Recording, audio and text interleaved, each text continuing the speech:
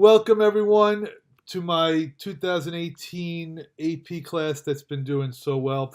But we're all tired and we're going to try to get through this foreign policy review first. So we're going to start with, President Washington.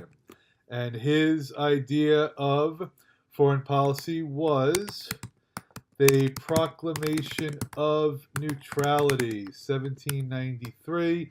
He wanted the United States to stay neutral. He did not think that we were strong enough as a nation early on to get involved.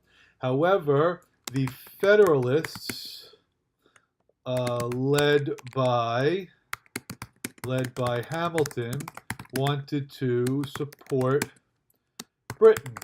And then we're going to write down that Democratic Republicans, led by Jefferson, wanted to support France. So that was early on one of the differences with the political parties.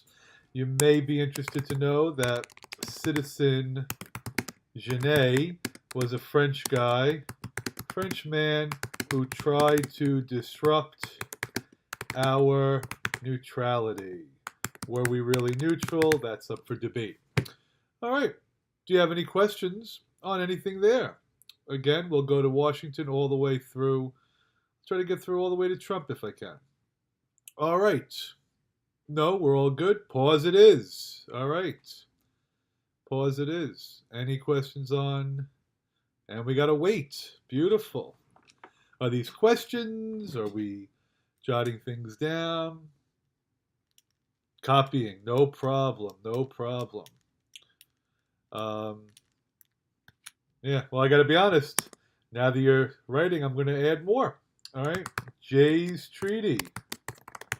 All right. Signed with Great Britain. Did not stop impressment. Supposed to, but it did not deal with impressment when they were kidnapping our sailors. This upset some Americans who called for Washington's impeachment. I only knew that from the book that I read by Michael Beschloss.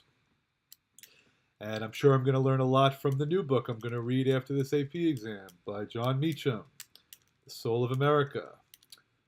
Oh, that was very nice to take screenshots. Very good. You guys are very tech savvy. I like it. So impressment was basically from the beginning of our country all the way through the War of 1812.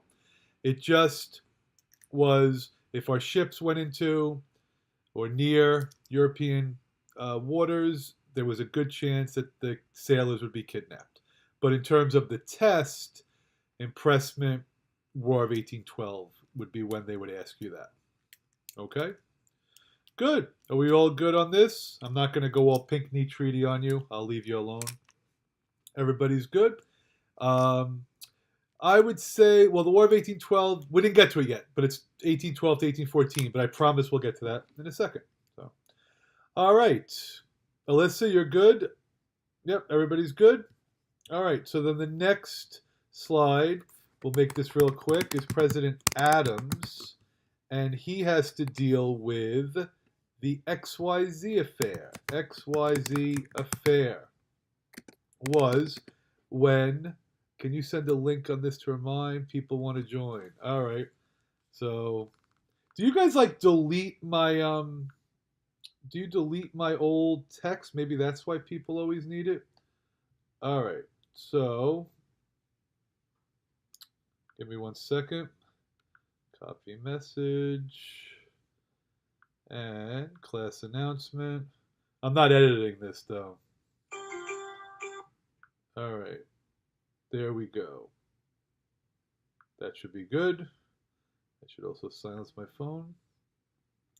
Oh, I just saw all these messages. I'm sorry.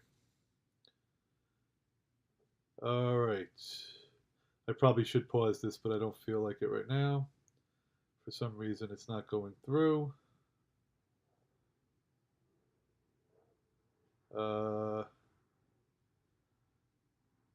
We cannot connect to Remind right now. Please try again later. If you could tell people it's GoToMeet Oh, maybe I should type that in. Give this to them. No, not the XYZ Affair. That would be really odd. Oh, maybe it's going to work now. Nope. www.gotomeet.me/Mr. Simone. See if that works. I see there were other questions here. It was about the boundary near Spanish Florida, right? Oh, Pinckney Treaty. Yes, Pinckney Treaty was with Spain. That is correct. Remind's not working for me. I don't know why. All right. Discard that. We got 18 people. 18 people. This is just so you know, guys, I think I'm going to just start this over if you don't mind, because people are going to be very upset.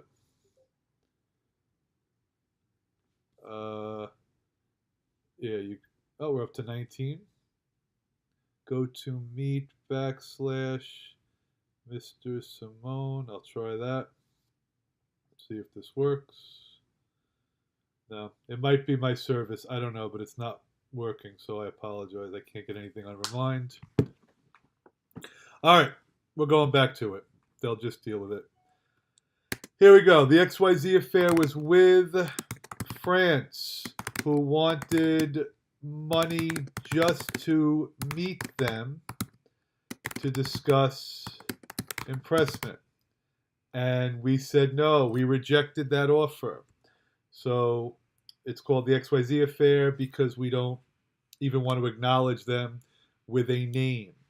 The result of this was the Alien and Sedition Acts, when Congress made it more difficult for immigrants to become citizens, and it silenced protest.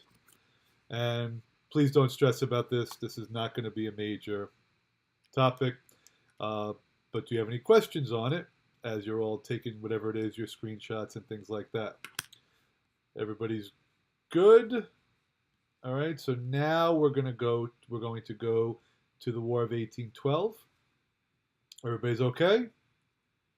All right. And so now we're going to go to the War of 1812. So the War of 1812, here are your causes. Causes of the War of 1812, impressment. Remember, that's with the kidnapping of sailors. We're going to say Native American attacks. They were attacking us in the Northwest Territory. That's when we had that Battle of Tippecanoe. And Warhawks in Congress wanted Canada. Britain still had control of Canada, and they wanted to take it. So those are your causes. What did we do as a result of impressment? We passed the Embargo Act, which ended all trade. But that was not good for our economy. So then we got rid of the Embargo Act. I'm not going to go into all that detail right now. This is review. But ultimately, okay, the U.S. declared war on Britain. And the results of this war, another U.S. victory over Britain. Manufacturing increased because we had no choice, but we had to make our own goods. Nationalism increased. I know it's controversial, Hardeep, because some people say we didn't win. They say it was a draw. I understand that. Nationalism increased. And the Treaty of Ghent, nothing changed. Exactly, Matt. We always win, right? Nothing changed. Nothing changed. Everything just stayed the same. Status quo. All right? We never lose. Exactly. I don't know if I've ever seen plain edge basketball and we never lose in the same comment. All right. Yes, the Capitol is burned down. That is correct. But good. Is everybody good on the causes and the results of the War of 1812? Okay. Oh, jazz. That's a little controversial, but save that. We'll get to Vietnam. All right. So now the next thing we're going to do for foreign policies is we're going to go to the era of good feelings. And what you're going to do is in 1819, the Adams-Onis Treaty, U.S. acquired Florida from Spain. Could you just go over why we declared war really quickly? I assume you're talking about War of 1812. We declared war because of impressment. The bottom line is we used impressment as the cause. But the secondary causes were Native Americans attacking us and the desire to acquire Canada. Does that help you? Manoli, give me a thumbs up or something. Okay, good. All right, so during the Era of Good Feelings, we bought Florida from Spain, but I would say you should all know this. 1823, Monroe Doctrine. Era of Good Feelings is 1816 to 1824. 1816 to 1824. So the Monroe Doctrine is when the U.S. warned European nations to stay out of the Western Hemisphere. Stay out. You're not welcome here. No new colonization. And if you had colonies here already, that would be okay. This is all during the Era of Good Feelings. So now we're going to get closer to the Civil War, but we're still not there yet. And I have to do a new slide. Is everybody good for this? Yes? Okay. So now we'll just do, you know what we're going to do? We're going to do territorial expansion. That's what we're going to do. All right? And we're going to start with 1803 is the Louisiana Purchase. And then I'm just going to reiterate this. 1819 is Florida. Then I'm going to write down 1836 is the the Lone Star Republic. Texas was free from Mexico. Lewis and Clark were like 1804 after we bought Louisiana. They explored Louisiana territory. So Texas is not going to be annexed until 1845. I will get to that in 1 second. In case you're not familiar with the Texas story, Texas was controlled by Mexico, and Mexico invited Americans to live in Texas. And so many Americans came, and they brought guns, and they brought alcohol, and they brought slaves, that the Mexican government had to say no. So now they closed the border, but it's too late. The Americans living there decided to revolt. And that Texas War for Independence, led by Sam Houston, is what led to Texas being its own republic. And then as somebody put in the notes here, the gag rule prevented Texas from being annexed for 10 years. So it took 10 years for Texas to finally be admitted. All right. I'm just going to throw a little bit extra here because it was on HQ the other day. 1839 was the Lumberjack War between Maine and British Canada. They were fighting over a border dispute. Okay, fighting over a border dispute. And it's actually called the Aroostook War, but it's also the Lumberjack War. All right. Next, 1844, James K. Polk was elected. He's really often referred to as our expansionist president. Not sure many people did as much as he accomplished in only one term. So one place that he acquired was Oregon. That was 5440 or fight. We asked them, or told them, that we want everything below the latitude 5440. We got, this is Britain, okay, from Britain. Olu, what happened is 4 countries all claimed Oregon, but Russia and Spain dropped out, so it was left to us in Britain. So we said we want everything 5440 or fight, meaning we're going to go to war with you, and Britain, you don't want to lose to us a third time. So they settled at the 49th parallel. When you guys look at the top of the United States, that map, it is the 49th parallel. That's one thing he got. Second thing Polk got was he did annex Texas. Not exactly. It was really under the lame duck period of John Tyler, but that's me being a history nerd. Don't worry about it. And then the third one, which is very big, is the Mexican-American War, 1846 to 1848. The Mexican-American War was fought over a boundary dispute. Mexican-American War was fought over a boundary dispute. Okay, we thought it was the Rio Grande, and they thought the boundary was the Nueces River. Rio Grande versus Nueces River. Not Nice's River, oh god. Nueces, sometimes I hate autocorrect. River. Shouldn't even matter.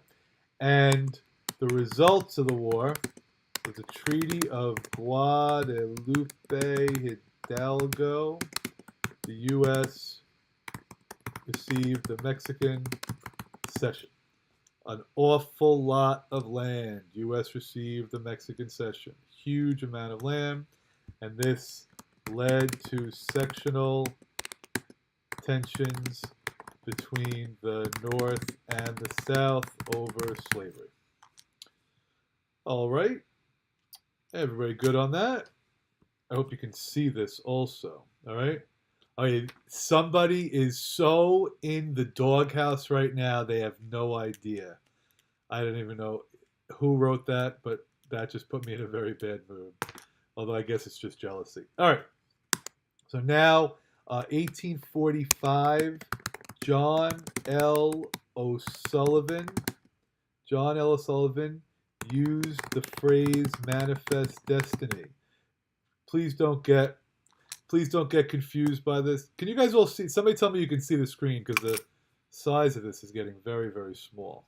And I'm not sure why. Well, I do know why. It's because this PowerPoint stuff, this Keynote stuff is not good.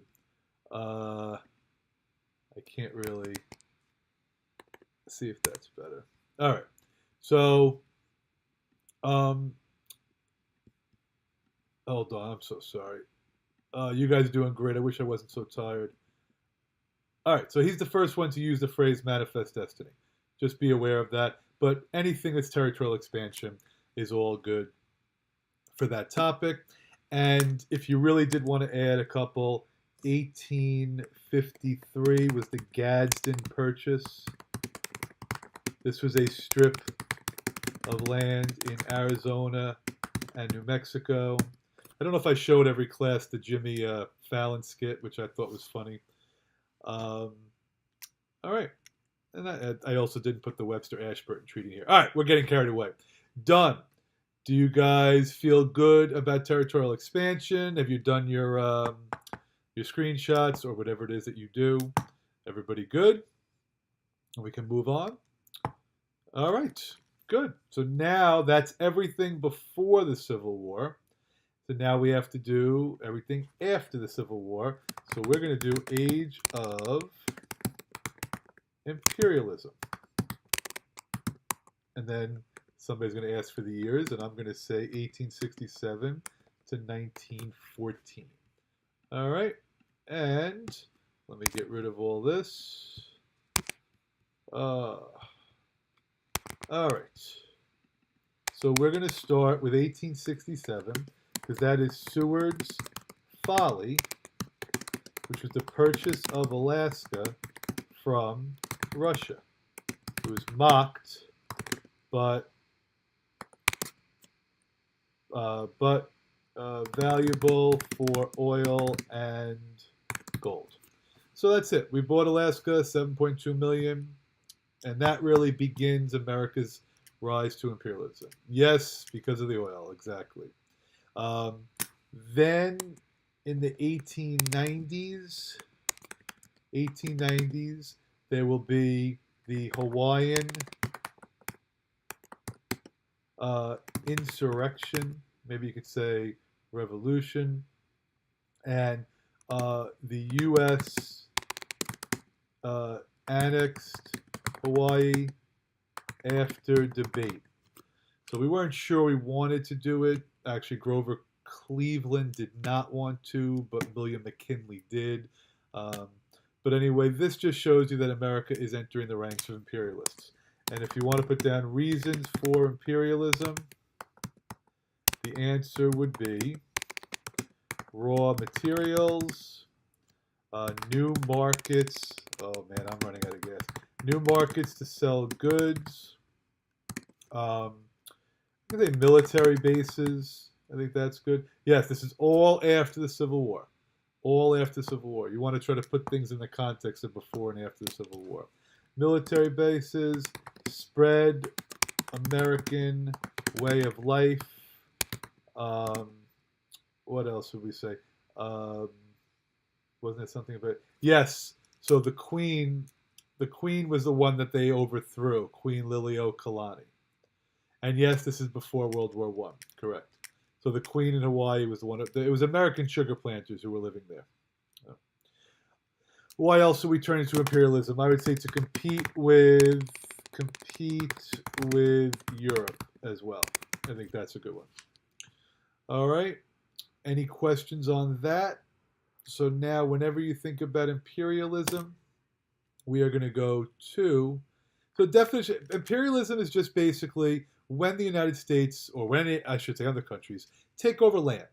It's just all it is the acquisition of new land. Keep it simple. But a lot of times kids make the mistake, I guess sort of adults, of saying, a bigger country taking over a stronger country. I mean, you don't have to be a large country geographically. I mean, Great Britain is not a large country, yet it took over an awful amount of land. Obviously, Germany being the same. Yeah, you could say, I guess, that's good, guys, that desire to be a world power. That's another reason. Good. All right. So it's going to be after this, Kyle. Just, yeah, it's going to be after 1902. We'll get to that in a second. All right. Is everybody good on the reasons for imperialism? Okay. So now let's do the war that is the most important war, and that, for imperialism, that is, and that is the Spanish-American War. So, causes of the Spanish-American War of 1898. That would be humanitarianism, okay, which was helping Cuba. So the Cubans were being mistreated by the Spanish. It would be economic interests. It would be yellow journalism, which is exaggerating the stories. It's newspapers trying to sell papers by making the stories seem worse than they are. It's the Delaunay letter, which mocked McKinley. They called him weak. And the most important immediate cause, sinking of the Maine. U.S. battleship Maine was attacked, allegedly, and 262 Americans on board were killed. But we found out much later that it actually was not the Spanish, but instead we found out that it was spontaneous combustion. Okay? Do you have any questions on the causes of the Spanish-American War? Nope. Everybody's good? All right. So now, results of the Spanish-American War. So what do we have here? First, we have the Treaty of Paris. Okay, the U.S. acquired Guam, Puerto Rico, and the Philippines. We had to pay $20 million for that, though. So, all right. So Castro is not going to be relevant to American history until 1959. 1959. Okay. So what else do we get? Okay, we make Cuba a protectorate. So we don't take Cuba over, but we kind of explain that they can and can't do certain things. That's going to be a result. What else? Okay, so we have Teddy Roosevelt, who's president, and he issues the Big Stick policy, which is that the U.S. will be the international police. So now we are going to enforce the Monroe Doctrine. We are now going to enforce the Monroe Doctrine. Please don't worry about this, guys, but I just can't help myself. If you do get that as an essay and you want to show off, the first place we did this was in the Dominican Republic. Okay, I can't help myself. So, all right, I'm seeing lots of answers in the message board. You guys are great. We built the Panama Canal, so we encouraged them to revolt. Roosevelt settled the Russo-Japanese War. He won the Nobel Peace Prize. Good. I see a lot of Great White Fleet comments. We sailed our ships around the globe to show off how great we were. And there was, so Kyle, I think you asked this, 1902 to 1905, there was a Filipino revolt. So for 3 years, we took them over. They had no idea why we took them over. They thought we were going to liberate them, and instead we fought, and many more people died in that revolt than even in the Spanish-American War. Okay, well, you don't need to know anything about the Russo-Japanese War, except, yeah, thank you, Hardeep. It was a big surprise that Japan won, but Roosevelt got the Nobel Peace Prize for negotiating it. Absolutely don't stress about that. All right. I never know exactly, to be honest with you, where to put like the open door policy. I always forget to ask Ms. Yearlam that. But the open door policy with China is around this time as well. I feel like it happened at the same time as the Spanish-American War. I think I'm talking to myself right now. All right. So how do you guys feel? Oh, well, honestly, this is what you want to know about the result, okay? The U.S. becomes a world power. This is a turning point. So before the war, even though it's difficult for some of you to recognize this, we were growing, we were strengthening, but we're not a world power, and now we are. Oh, Olu, nice job. The insular cases. Okay, so the insular cases, okay, were, yes, I know that, Matt. The insular cases were Supreme Court cases that said, I'll put a little quote for you, the Constitution does not follow the flag. So what they mean by that is land taken over by the U.S. does not mean that people living there get the same rights. So now use Puerto Rico as an example. So yeah, this is the Spanish-American War as a turning point. Spanish-American War as a turning point. All right? And that's an interesting one. Only if you get like an essay or a short answer on that. These would not be multiple choice questions. So great job, everyone. How do we feel about the Spanish-American War? I didn't go over dollar diplomacy, but I don't think that matters. But everybody feels good about this? Can I get a thumbs up or something around here? All right. Good. All right. So now we're going to go to World War I. World War I is 1914 to 1919. And for the U.S., okay, so at the beginning of this conflict, the U.S. was neutral. So what makes us change our neutrality? Simone, what is the most important? Yes, oh, told you, no time for this. All right, the U.S. remained neutral, and then here's what happens. Okay, causes of U.S. entry. We're going to go with German unrestricted submarine warfare. German unrestricted submarine warfare.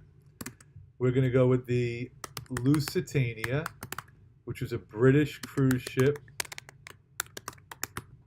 British cruise ship with Americans on board. But then let's step this up a notch. Okay, election of 1916, Wilson ran on a platform of keeping us out of war. He said, vote for me. I'm the one that keeps you out of war. And then 1 year later, 1917, the Zimmerman telegram. Okay. Germany and Mexico conspiring against the U.S. leads to the U.S. declaration of war. If anybody is confused, let me know. So, yes, we believe the Lusitania probably had weapons on board. But please remember, it was not our cruise ship. And yes, everybody's a step ahead of me. We didn't get to Wilson getting sick yet. But yes, his wife did run the country. Good. Any questions on the causes of World War I? Is everybody good? Should I keep going? Looks like we lost somebody, by the way. All right. Everybody's good? Next. Now let's do the, let's go, do results. Okay, so results of the war. So number one, Woodrow Wilson, okay, his 14 points planned for world peace included the League of Nations, okay? Included the League of Nations. All right, so, yeah, Alyssa, the cause of the war is mania, but that's for world history, so you don't need to know that for this. Okay, does that help you? All right, so now he wants to, what is, oh wow, you okay? No? Like, oh. Well, yeah, like, this is a review. I'm sorry, I'm just trying to keep it, concise. Yeah, I don't think they're going to ask you mania. All right, so now we have the Treaty of Versailles. Okay, punished Germany severely. I'm so tired. Punished Germany severely, and it included the League of Nations. But the Constitution says that that the Senate must ratify all treaties. And there was a group in Congress, okay, led by Henry Cabot Lodge. The irreconcilables refused to sign the treaty due to Article 10. And some of you are asking, what is Article 10? It would require that all member nations defend each other if one is attacked. So it basically is saying that you don't have a choice. And Henry Cabot Lodge and the Irreconcilables refused to sign if they kept that League of Nations article in there. So Wilson refused to remove it. He campaigned all over the country to tell people to support it, get their senators to vote for it. And he collapsed. He had a stroke. And he was really never the same. And that's when Edith unofficially took over. So the U.S. did not join the League of Nations. Okay. Just in case any of you are interested, there was a little Henry Cabot Lodge was friendly with Teddy Roosevelt, and some people think Roosevelt put him up to it, but that's just, conspiracy theory stuff. And again, me not being able to shut up. All right, any questions on that? So now we're going to go to the 1920s, and yes, we did not join the League of Nations. Oh, that wasn't a question, that was a statement. All right, so now, 1920s, okay, the U.S. foreign policy was isolationism. Or was it? That could be a big debate that you could have in class. So we want to know that there was the first Red Scare, including the Palmer raids. So this is when we deported over 500 anarchists, foreigners, etc. All right, and we need to out of here. Okay, good luck, guys. Have a good. But I'll send you guys messages later. This is Sacco and Vanzetti were two Italians. Oh boy. Arrested for murder unfairly. Somebody just asked that. Oh, he was joking. You're not out of here. Oh, I get it. Yeah, that's a communism joke. Sorry, I lost it. Oh, I'm so tired. All right, so the first Red Scare is right after World War I. Sacco and Vanzetti were two Italians who were arrested for murder. You could also include the Dawes. I don't think you need to know this. The Dawes Plan, okay, was a way to help repay war debts. Please don't worry about that. During what years did the U.S. maintain isolation over its history of being a country? I would argue that we've never been isolationist, so I'm the wrong person to ask. When did we try to be isolationist? We tried to be. Real funny, Danielle. What did Danielle? Oh no. Okay, I'm all over the place. So is everybody clear on my answer to the isolation question? 20s, 1920s, and when Washington was president was really the only time we tried. Okay. Yes, this is when we used quotas. 1920s is when we used quotas to restrict immigration. All right, but I'm going to move on because I don't think there's anything else to do here. Is everybody good on that? Chinese Exclusion Act was 1882. 1882. Okay, so now we are up to the 1930s. So as you can see, we're getting close here. And we're going to put down something you may not remember. It's called the Simpson Doctrine. Okay, the U.S. said it would not recognize nations taken over by force. But what I really want you to know, oh my God, I'm getting so tired here. I really want you to know help me out, Hardeep. Oh my God. I want the guy that did the report and investigated why we went to war in World War I. And this is really not good. No help from anyone. I don't want to have to look it up. It was I got it. The Nye Committee. Oh, thank God. All right, the Nye Committee. All right, Senator Nye concluded that the U.S. went to war during World War I to enrich businessmen. So it doesn't mean that he was like, it could be fake news, right? But this is what he concluded. And when people heard this, it made them very reluctant to want to go to war again. So that is why you have these monsters, Hitler, and then you have Mussolini, very funny, Matt. Hitler, Mussolini, and Hirohito, these three countries, Germany, Italy, and Japan, taking over land, and we didn't get involved. And that's one of the reasons why FDR's hands were significantly tied. So here's what I want you guys to know, okay? World War II begins in 1939. And here's the U.S. policy. The first thing we do is we're neutral.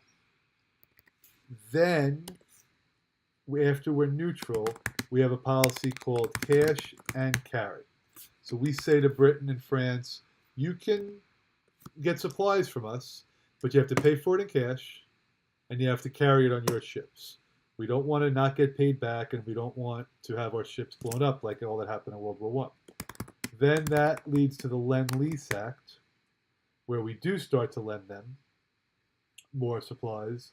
And then that's followed up by A Day That Will Live in Infamy, Pearl Harbor. And that's why we get involved. Feel really bad. There's so many other things I could be going over leading up to World War II, but I think this would be enough if you had an essay for you to do well. That's December 7th, 1941. Do you have any questions on any of that at all? Everybody feels good? All right. And then how do we end the war? We end the war with the bombing of, I think you all know that, the bombing of Hiroshima and Nagasaki by President Truman using our new atomic bombs from the Manhattan Project. Okay, what was the year? Pearl Harbor was 1941. 1941. All right, we're doing well here. I hope this is helping everyone. All right, we ready for the Cold War? So the Cold War was an ideological struggle with proxy wars between the United States and the Soviet Union. So, what does that mean? Okay, the U.S. was democratic and capitalist, while the Soviet Union was communist and authoritarian. And I know we have some people here that love the Cold War. I know some people like to fight about the Cold War, but I'm ready to collapse. So there we go. I knew it was going to happen. So the origins of the Cold War, it's right after World War II. Some people think that's why we dropped the second bomb on Nagasaki, not really to deal with Japan as much as to send a message to the Soviets. So our policy is called containment, to stop the spread of communism. Some years I really emphasized this. This year I did not at all. I could ask kids that graduated last year, they still remember the name George Kennan. No, it's A.N. But he was the architect of the strategy, although, slow down, I apologize. But he was the architect of containment, and later on he somewhat alluded to the fact that he didn't think we should have gone into Korea or into Vietnam. All right. Tell me when it's okay to keep going, but I don't mind. Hopefully, well, I am going to keep going because he's got it connected to the domino theory. If one country fell to communism, others would follow. That's really our feeling here. So that's all the beginning, the R-I dominoes. Good.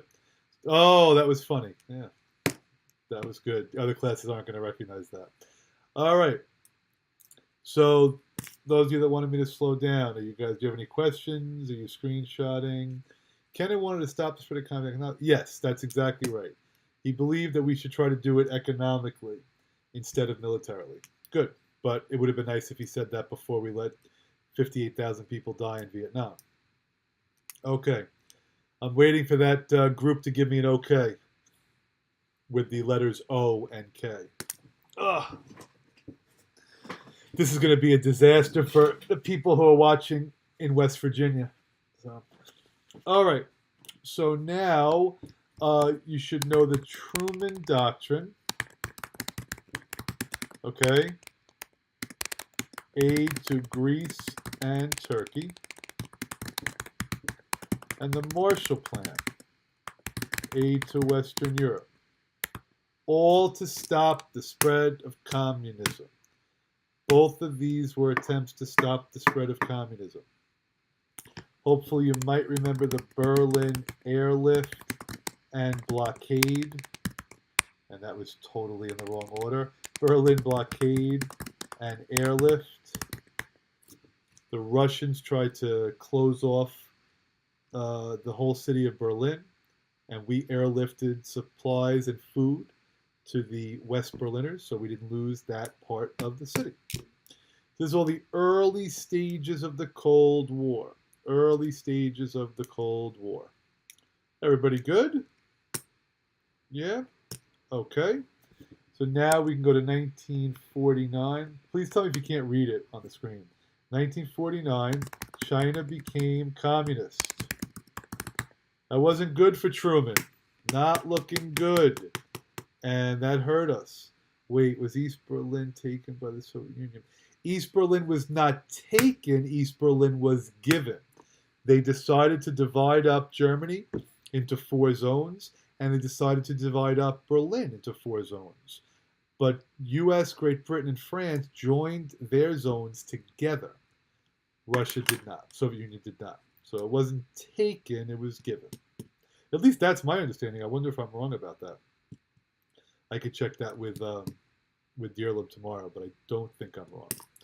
All right, now we're going to go to 1950 to 1953, and this is your Korean War, okay?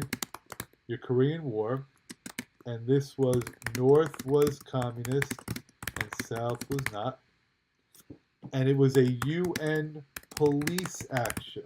So we went to the United Nations. So the general who spoke out against the president was Douglas MacArthur. Douglas MacArthur. Yes, Nixon's the first president to visit Communist China, but that's not until 1971. So, police action by the United Nations. We send in our troops. Eisenhower will be the president after Truman, but it's MacArthur who is the commanding officer. He's doing very well in the beginning, and then he gets crushed by the Chinese, and he wants to bomb China. And Truman refuses to do so, and this leads to the Truman-MacArthur controversy, in which Truman fired one of our most distinguished veterans ever. Okay? So, yes, Sputnik was the 50s. I'll get to that in 1 second. All right, how do you guys feel about the impact of the Korean War? Everybody good? All right, so I also would like you to know that there was a space race with the Russians. There was an arms race. We're trying to build up weapons. There was a hydrogen bomb. And that's even stronger than the atomic bomb. And the Russians got a hold of that as well. And then you have Sputnik. Let's get rid of this. Hold on. All right. Then you have Sputnik, which was a Soviet satellite before the US was able to get in. Kind of embarrassing. Mother of all bombs. Well, I think mother of all bombs is just a term, right? I don't think is that?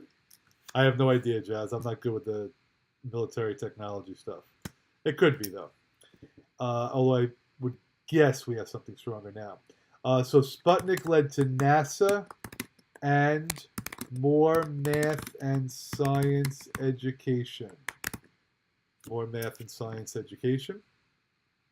And that's also, yeah, so Kennedy, well, there's more than one president during the space race, but Kennedy is definitely one of them. Kennedy said we will get a man on the moon by the end of the decade, and we did. He just wasn't here to see it. And then it would be great if you could remember. So we had the U-2 spy plane incident. This is when a U.S.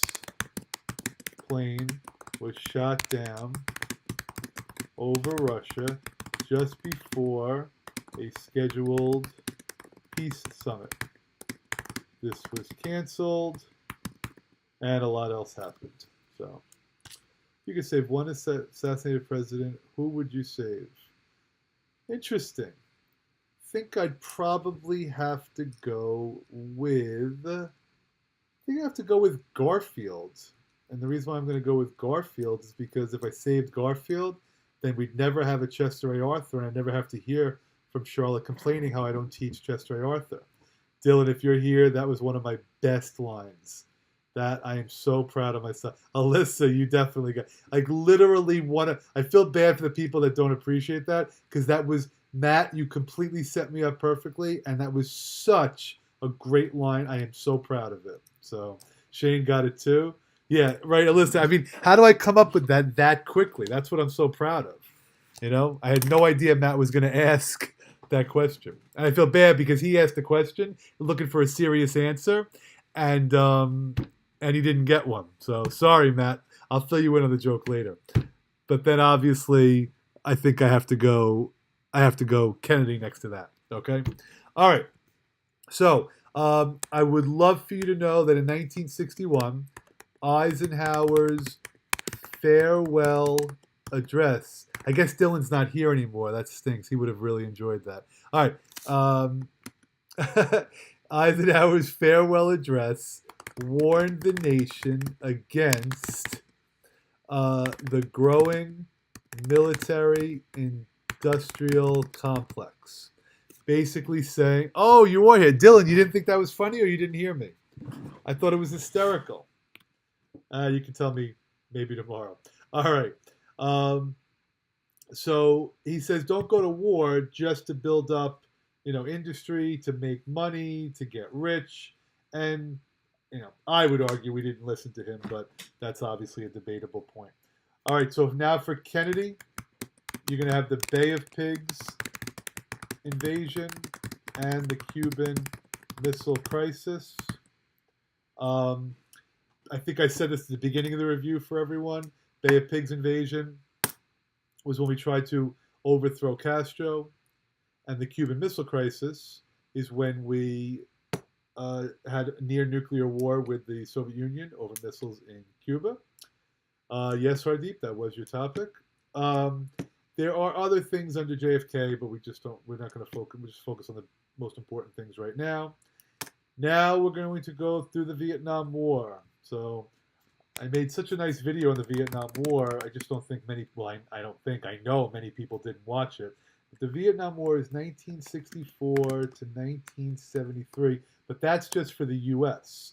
Vietnam War started as its own conflict before we were involved. So let's try to get the basics here.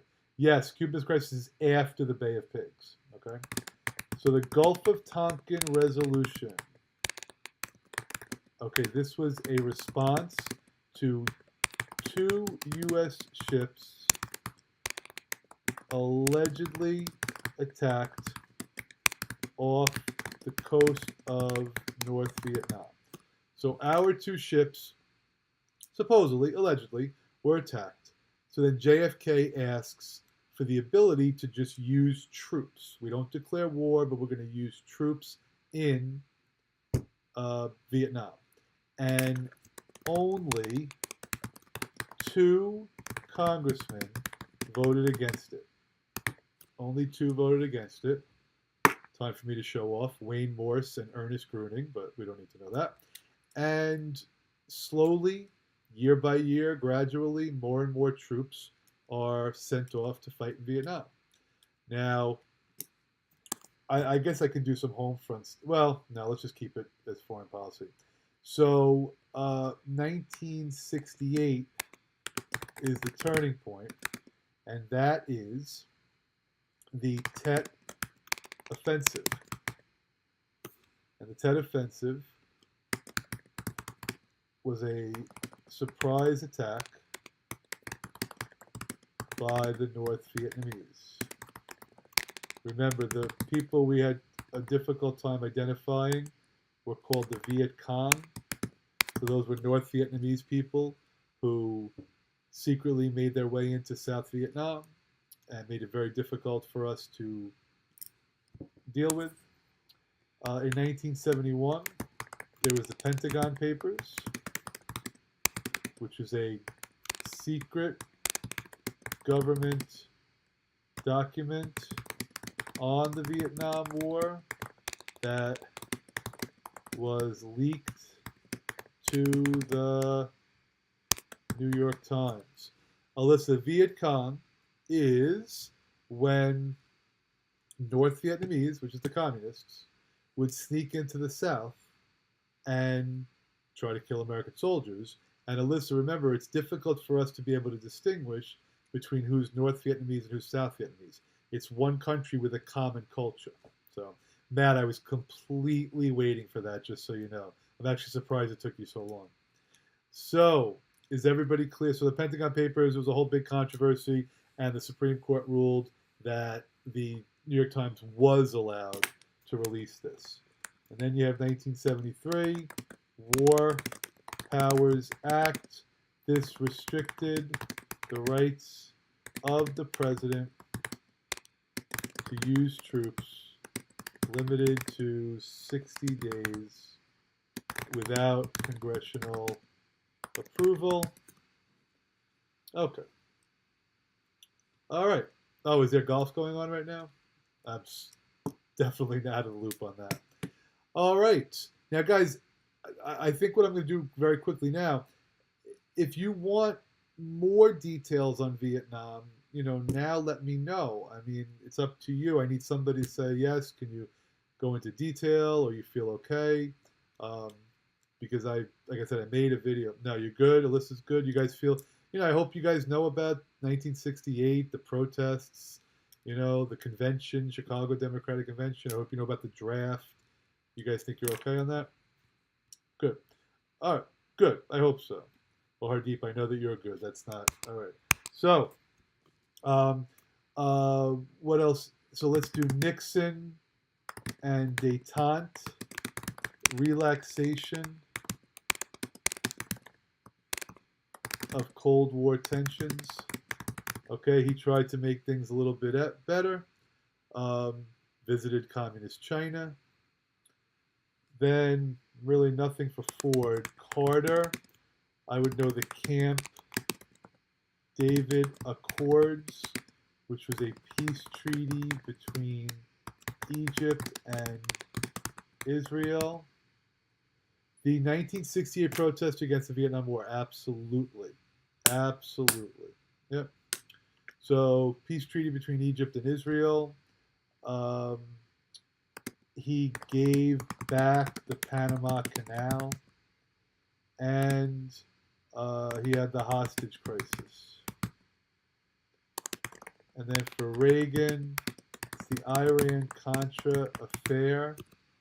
Oh, I have no idea. Iran-Contra affair. I don't know if I could type this.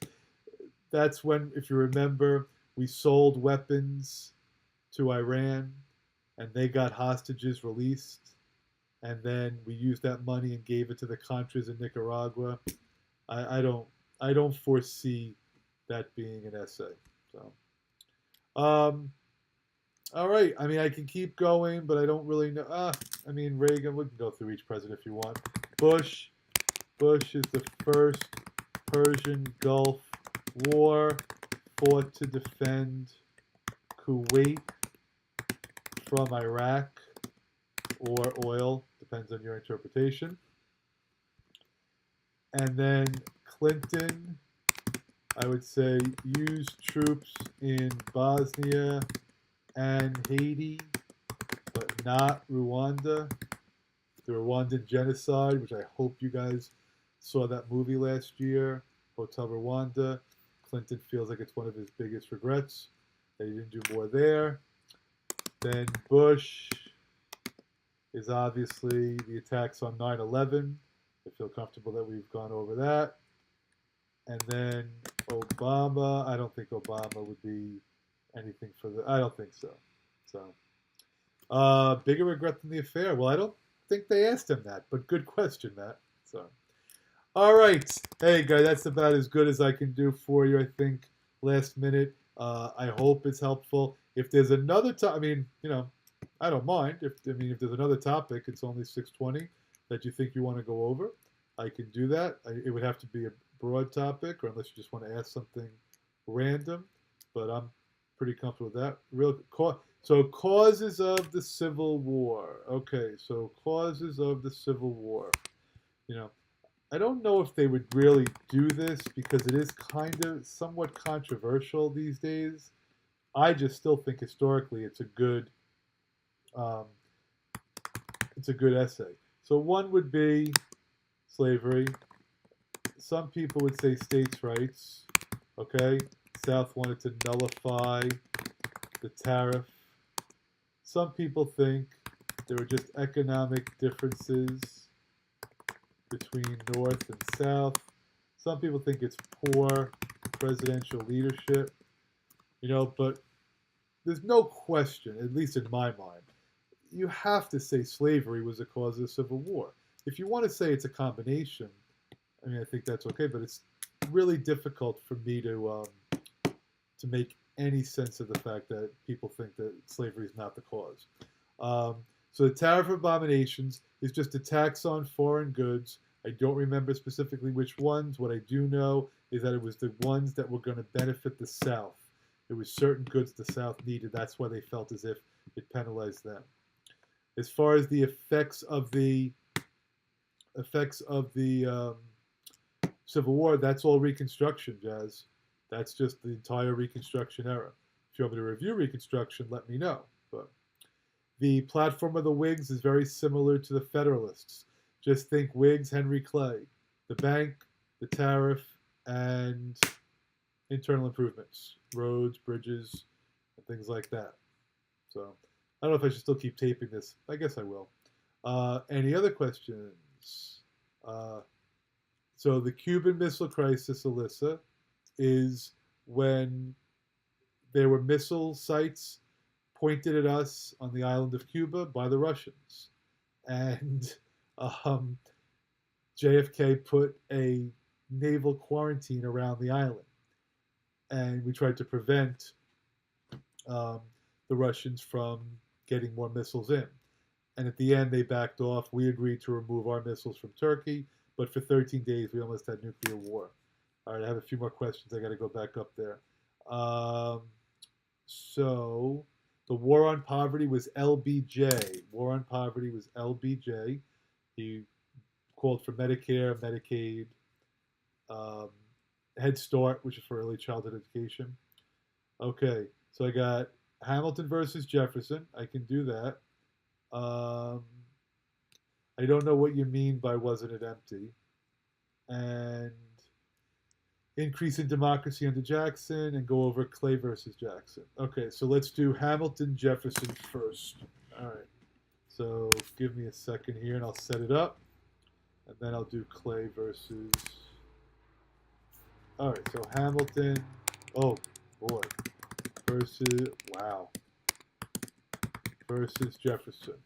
All right, let's see if I can put a table in here. Insert table basic. Not what I want.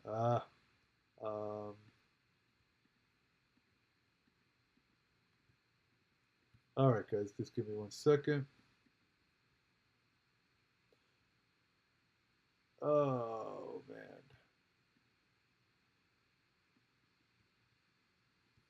Not sure why it won't let me make this bigger. All right. Okay. Some of you are going to get mad because it's not perfectly even, and I don't care. So we have Hamilton on one side. We have Jefferson on the other. Okay. Hamilton was a Federalist. Jefferson was a Democratic Republican. Hamilton favored the national bank. Jefferson was against the bank. Hamilton used a loose interpretation of the Constitution in order to defend the bank. There's a clause in the Constitution. The phrase is necessary and proper, but it's referred to as the elastic clause. Stretch. It doesn't say that I can't make the bank. But that's the argument he used. At the time, Jefferson used a strict interpretation of the Constitution. All right, and then Hamilton gets most of his support from the Northeast. Jefferson gets most of his support from the South and the West.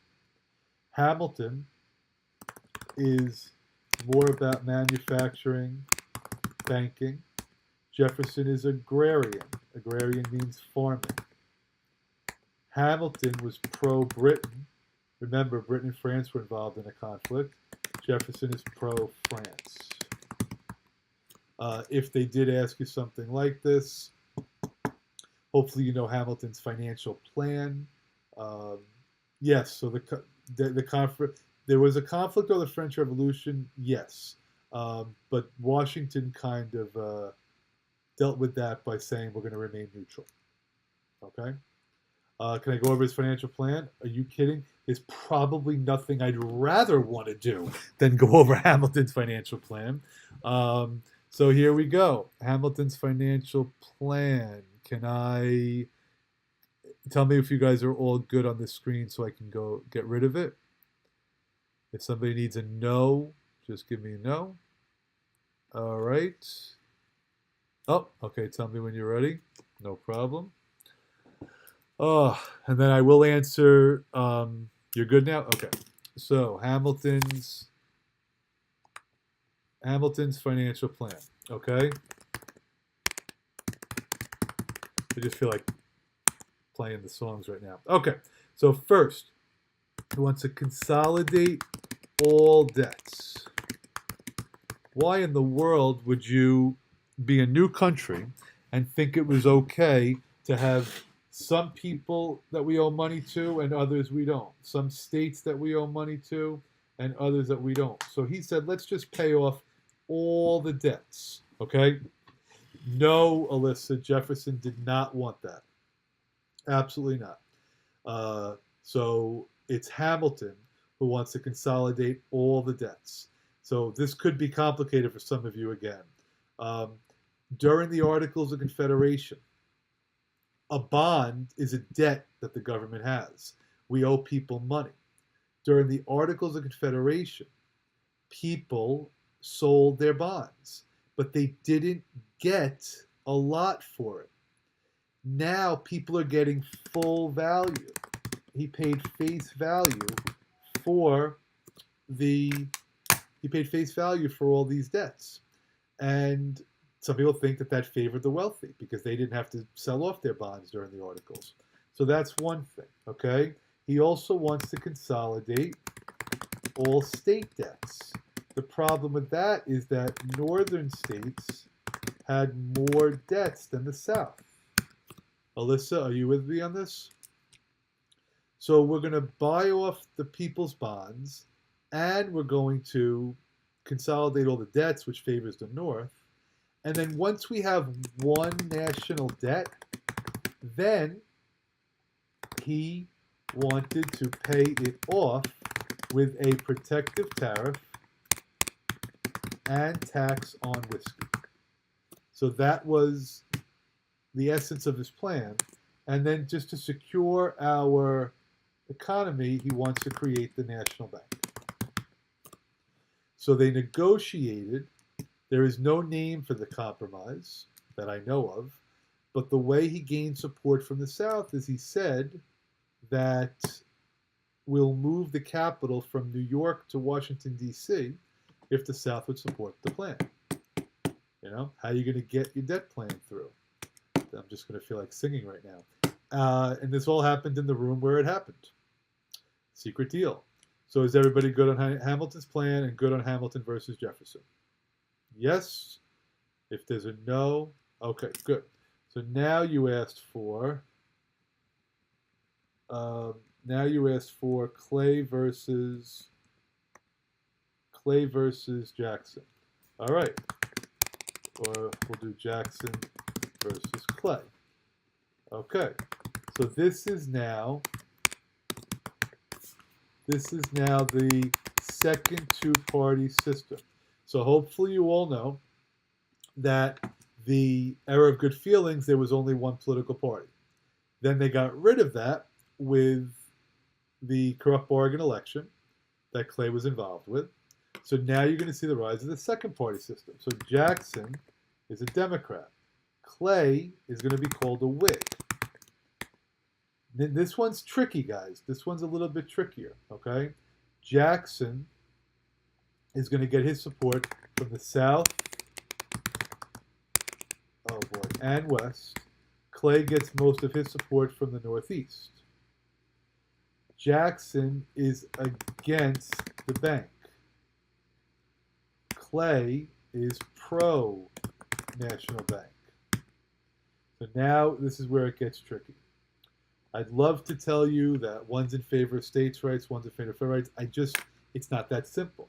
So I'm going to write down here that Jackson only wanted to pay for internal, that's not good. Only wanted to pay for internal improvements. Okay. Only federal funds for federal projects. I'm struggling here, guys. I don't know how to make this bigger. Basically, I wish I could. Oh, I know what to do. Hold on. There we go. Basically, Jackson said, I'm not going to pay for a road if it's only going through one state. Whereas Clay thought anything that was an internal improvement should be paid for by the government. Okay? Federal government should pay for all projects. So that's one thing. Now, do you guys, back to the bank, do you remember the bank war? Do you remember that Jackson took the money out of the bank and put it into pet banks, state banks? So in that respect, he seems like he's favoring states' rights. That's really not true.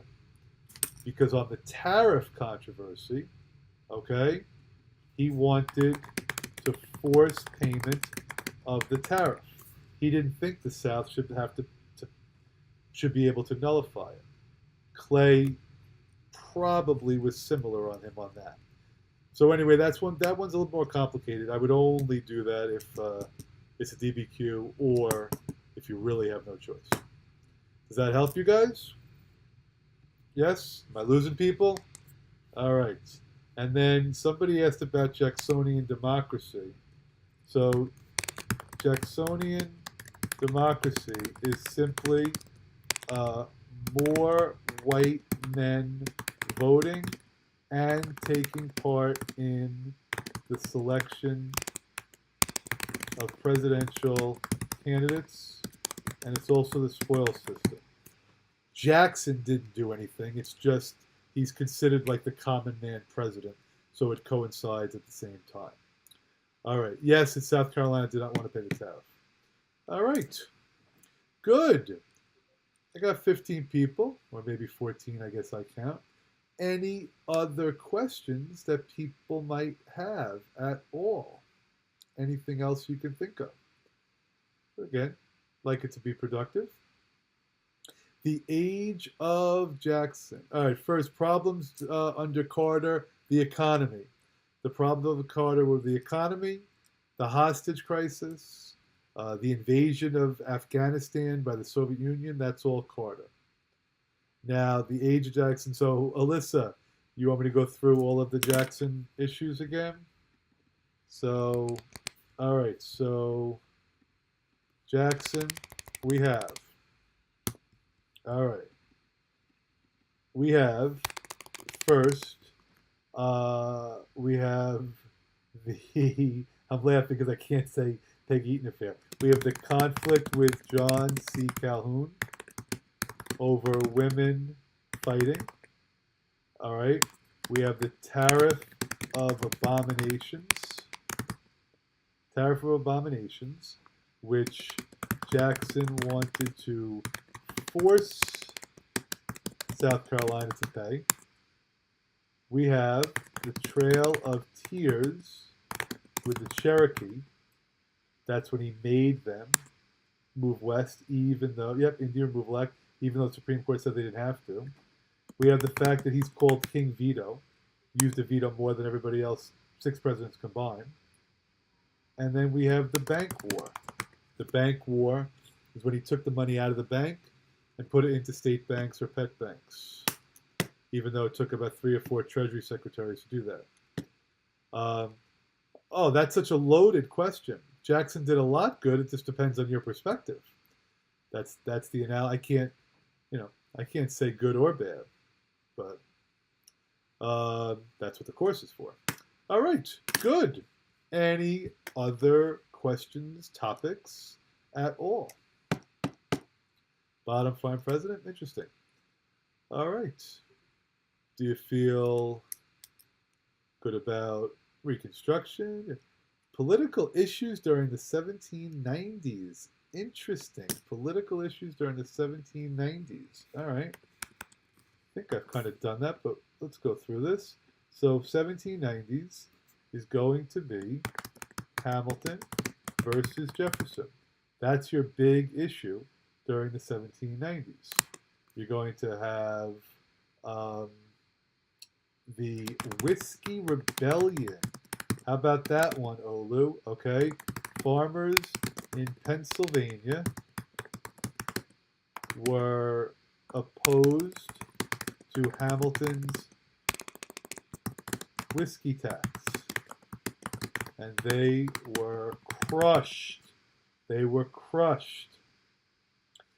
Shows the strength of the new government. Unlike Shays' Rebellion, when they couldn't do anything about it. Although I did these already, but this is Jay's Treaty. This is Citizen Genet. But that's the 1790s, and then the stuff under Adams, the XYZ Affair and the Alien and Sedition Acts. So are you good on that? Olu, give me a yes or a no. Oh, good luck, Alyssa. Okay, Olu's good. All right, the next one, the New York representative who said slaves should be free to 25, that was James Talmadge. Dev, you're going to make people nervous. James Talmadge. All right, the square. I have to tell you, I'm tired, but God, I love this platform. This is great. I am definitely buying this for the year.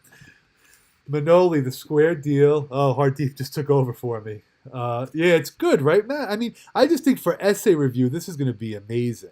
I think people are going to love this. So it's just perfect. Guided studying. I love it. And of course, I have a TV in front of me. What more can I do? Although it's not on right now. Oh, I got 20 minutes. I got to set my lineups. All right. I know, Matt. I know that there are free stuff, but sometimes it's not that easy, or maybe I'm just old and I don't know how to figure it out. So this one I really want. Good. You're good with the square deal. Okay, good. Did I miss a question? Oh, prohibition. Okay. So prohibition. Oh my God. All right, prohibition. Okay. Okay. Mostly women were involved with the temperance movement. Okay, reasons. Okay, health. Men were drinking too much. Job performance. They might show up drunk or hungover. Abuse. Spousal abuse. 1851. Maine was the first state to ban alcohol. Okay, late 1800s, WCTU, Women's Christian Temperance Union. Religion played a role. So a lot of these women were very religious. Carry a nation.